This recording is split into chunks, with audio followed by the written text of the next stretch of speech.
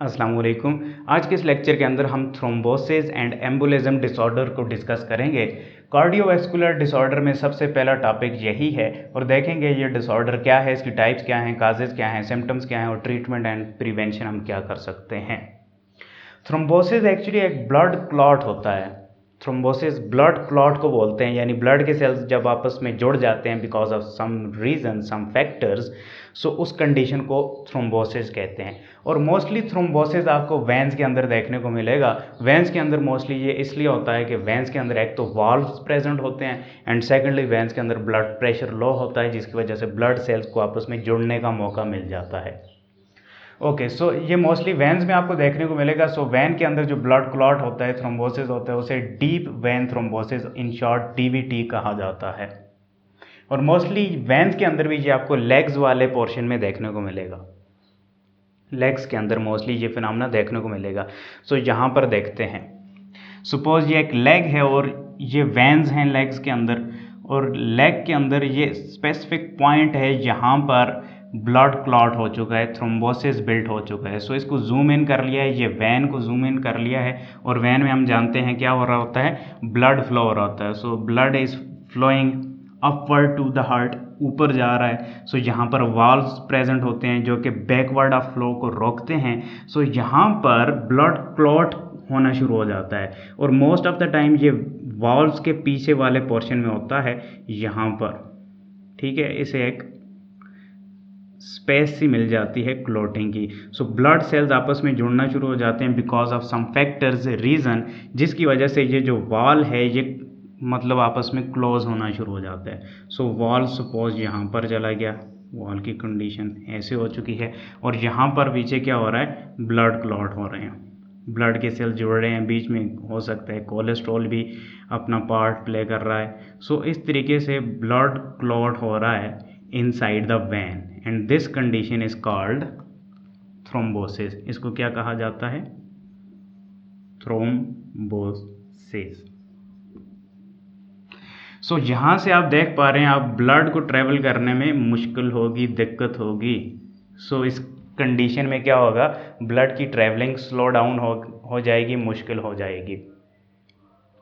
Okay, अब हम चलते हैं एम्बोलिज्म की तरफ। एम्बोलिज्म निकला है एम्बोलस से। एम्बोलस बोलते हैं small piece of blood clot that breaks off, blood clot का छोटा सा पीस जो कि थ्रोम्बोसिस वाले पोर्शन से ब्रेक हो जाता है, टूट जाता है, उसे एम्बोलस कहते हैं। और एम्बोलस की वजह से क्या होता है, एम्बोलिज्म डेवलप होता है। यानी वो एम्बोलस का जो पीस है, ब्लड क्लॉट अब टूट चुका है तो अब वो वैन में ट्रेवल करेगा, हार्ट की तरफ जाएगा, हार्ट से फिर स्मॉलर वेसल्स में जाने की कोशिश करेगा।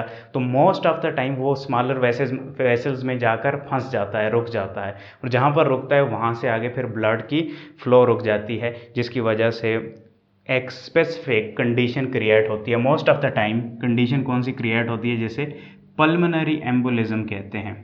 पल्मोनरी एम्बोलिज्म,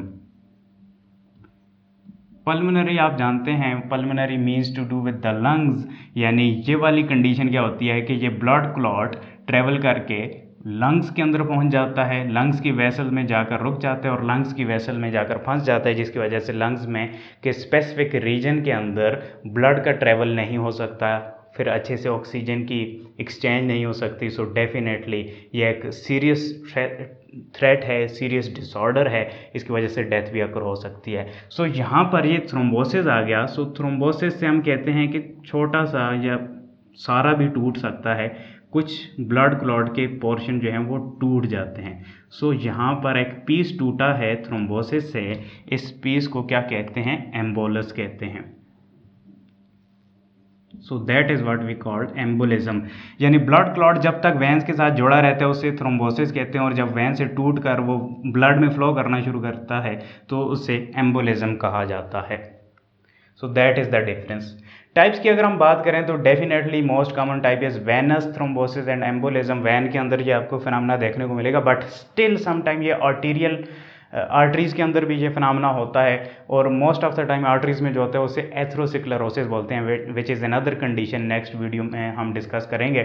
और कार्डियक थ्रोम्बोसिस एंड एम्बोलिज्म भी होता है, यानी हार्ट के रीजन के अंदर ये क्लॉट जब हो जाता है उसे कार्डियक थ्रोम्बोसिस एंड एम्बोलिज्म कहते हैं, बट मोस्ट कॉमन ये है। इसे एंजाइना नाम दिया जाता है, इसे एथेरोस्क्लेरोसिस आप कह सकते हैं। काजेज़ की तरफ चलते हैं कि ये ब्लड क्लॉट क्यों होता है। इसकी मेन काज क्या है? इंजरी, यानी कोई इंजरी हो चुकी है, वैन आपकी रप्चर हुई हैं, सो दोबारा से जब जुड़ना शुरू करती हैं तो हो सकता है वहाँ पर ब्लड क्लॉट पड़ा रह जाए। सो एक रीज़न ये हो सकती है। सर्जरी हो सकती है, सर्जरी में भी रप्चरिंग हो रही होती है वेसल्स वगैरह की, सो वो दोबारा से जब जुड़ रही होती हैं तो ब्लड क्लॉट होने का ख़तरा होता है। स्लो ब्लड सर्कुलेशन स्लो होगी, अपने सेल्स को मौका मिलेगा ब्लड क्लॉटिंग करने का, इसकी वजह से भी हो सकती है ये condition thrombosis and embolism. Overweight, cholesterol वगैरह, ग्लूकोज लेवल वगैरह आपका हाई होता है, तो ये फैक्टर्स हेल्प करते हैं ब्लड क्लॉटिंग के अंदर।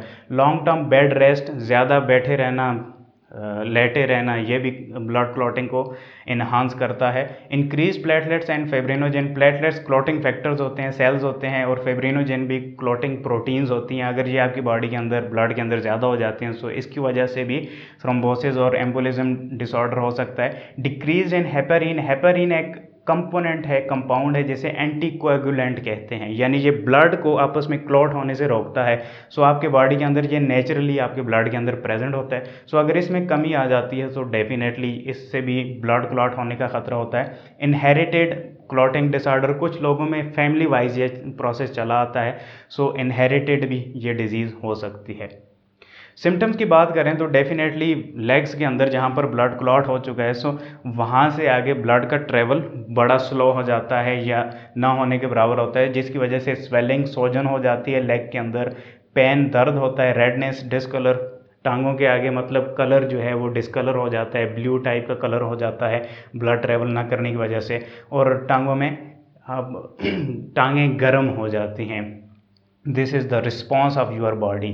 सो दीज आर द सिम्टम्स। और पल्मोनरी एम्बोलिज्म के सिम्टम क्या हैं, जो कि सीरियस कंडीशन है, सीरियस कॉम्प्लिकेशन है, जब लंग्स के अंदर एम्बोलस जाकर फंस जाता है, उसे पल्मोनरी एम्बोलिज्म बोलते हैं। सो इसमें आपको शॉर्टनेस ऑफ ब्रेथ देखने को मिलेगी, डेफिनेटली लंग्स ठीक तरीके से काम नहीं करेंगे तो आप जल्दी जल्दी सांस लेंगे, शॉर्टनेस ऑफ ब्रेथ होगी। चेस्ट पेन, उस रीजन के अंदर आपको दर्द होगा, जैसे चेस्ट पेन फील होगा। कफिंग ऑफ ब्लड की कफिंग आप कर रहे होंगे, एंड रैपिड पल्स, और ज़्यादा जो है आपका हार्ट रेट हो जाएगा, पल्स रेट ज़्यादा हो जाएगी, क्योंकि हार्ट ज़्यादा से ज़्यादा बीट करेगा ताकि ज़्यादा से ज़्यादा ऑक्सीजन को एब्जॉर्ब किया जा सके। ट्रीटमेंट एंड प्रिवेंशन की अगर हम बात करें तो ट्रीटमेंट में हम हेपेरिन टाइप के केमिकल्स जो हैं वो दे सकते हैं, ऐसी मेडिसिन दे सकते हैं जो कि ब्लड क्लॉटिंग को रोके हमारी बॉडी के अंदर। और प्रिवेंशन में हम ये कर सकते हैं, अपने लाइफ स्टाइल को चेंज कर सकते हैं, ज़्यादा लेटे रहना ठीक नहीं है, एक्सरसाइज, हेल्दी फूड, ये सारी चीज़ें अप्लाई करके इस डिज़ीज़ से बचा जा सकता है। सो होपफुली लेक्चर आपको समझ में आया होगा। नेक्स्ट लेक्चर तक के लिए मुझे इजाज़त दें। शुक्रिया, अल्लाह हाफ़िज़।